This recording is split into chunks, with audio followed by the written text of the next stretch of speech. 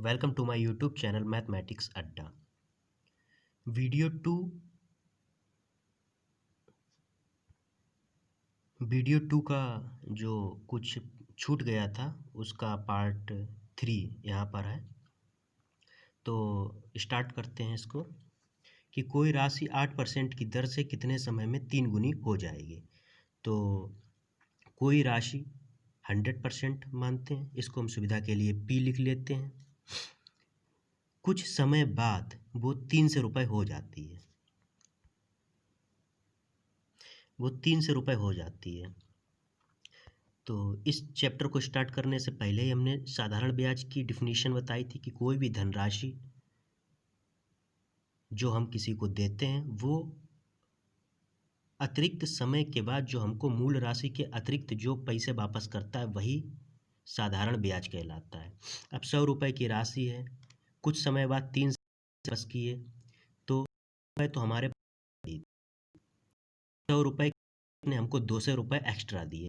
200 रुपये एक्स्ट्रा ही जो है ब्याज हमारा ब्याज होगा जाकर। तो ब्याज बराबर 200 रुपये, रेट हमारा 8% है, से पूछा गया है। तो 8 तो हो गया 25 वर्ष, ये हमारा आंसर हो जाएगा। अब ये क्वेश्चन देखते हैं, 15 वर्ष में कोई राशि 4 गुनी हो जाती है तो साधारण ब्याज की दर क्या होगी। कोई भी राशि हमारी 100 रुपये मान लेते हैं या इसे सुविधा अनुसार P मान लेते हैं।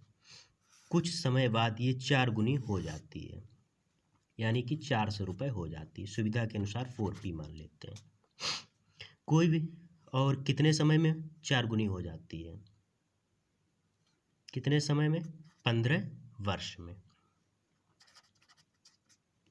15 वर्ष में 4 गुनी हो जाती है।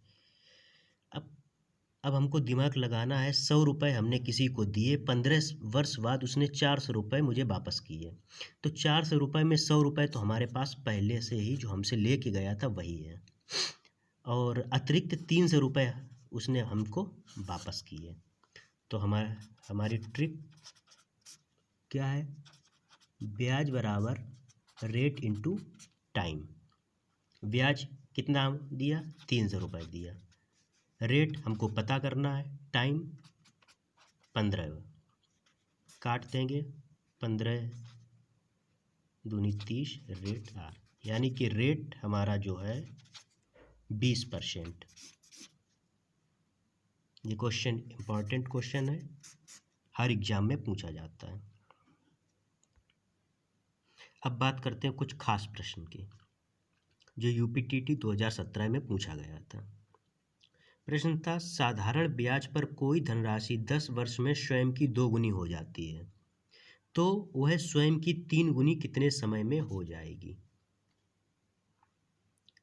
तो तरीका वही है जो अभी तक पीछे करते आए हैं कि कोई भी धनराशि मान लीजिए 100 या सुविधा अनुसार P मान लीजिए, यह 10 वर्ष में 200 हो जाती है, या सुविधा के लिए 2P मान लीजिए, 2P मान लीजिए। तो 100 रुपये की जो धनराशि थी वो 10 वर्ष बाद हमको 200 रुपये देता है, इसका मतलब 100 रुपये तो हमने जो दिए थे वो वापस किए, 100 रुपये उसने अतिरिक्त हमको दिए। तो ब्याज बराबर R इंटू T।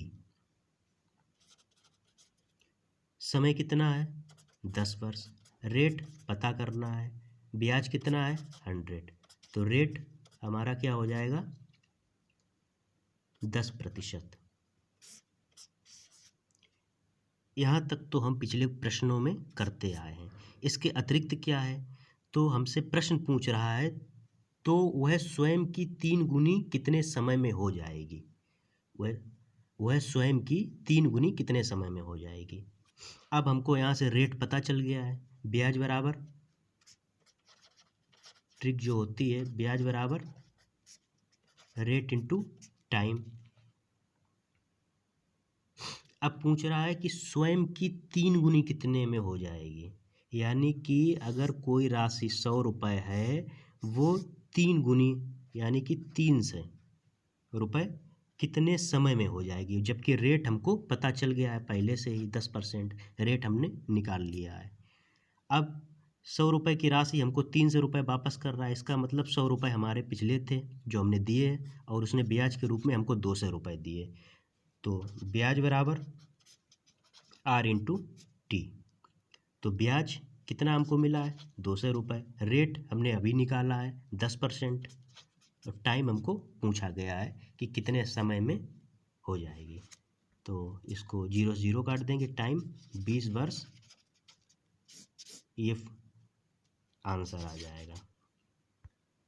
ये क्वेश्चन जो है ये कंबाइंड क्वेश्चन है, जो अभी तक हम पीछे करते आए हैं इसका जो है मिक्सअप क्वेश्चन है। पहली वाली जो 2 लाइनें हैं उससे हमको क्या करना है, रेट को निकालना है, और उसके बाद जो हमसे आंसर पूछा गया है कि वह स्वयं की 3 गुनी कितने समय में हो जाएगी, तो हमको रेट निकाल लिया है, रेट के माध्यम से ही हम टाइम निकाल लेंगे, समय निकाल लेंगे।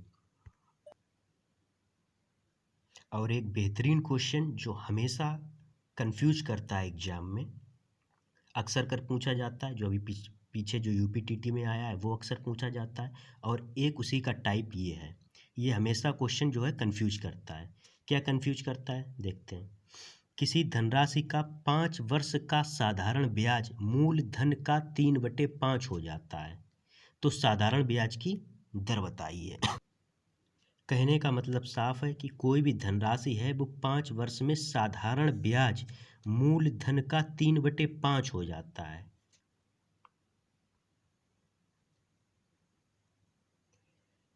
तीन बट्टा पाँच हो जाता है।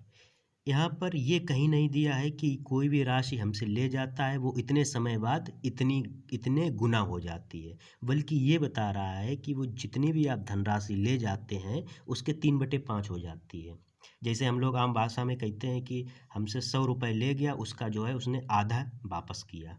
तो इसी प्रकार से ये क्वेश्चन है कि कोई भी धनराशि 100 है, मान लो P मान लेते हैं इसको, P है, P और 5 वर्ष बाद जो है हमको 3/5 P वापस करता है।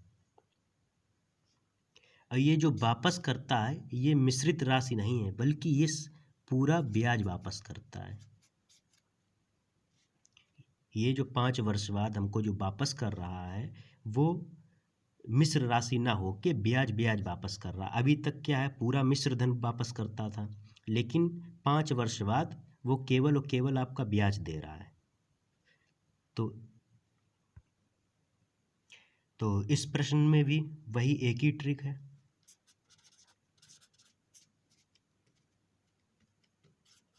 ब्याज बराबर रेट इनटू टाइम।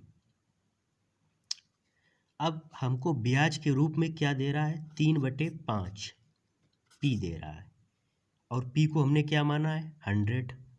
इसका मतलब 3/5 इंटू 100, 5 दूनी 10, 60, यानी कि ब्याज के रूप में हमको 60 रुपये दे रहा है।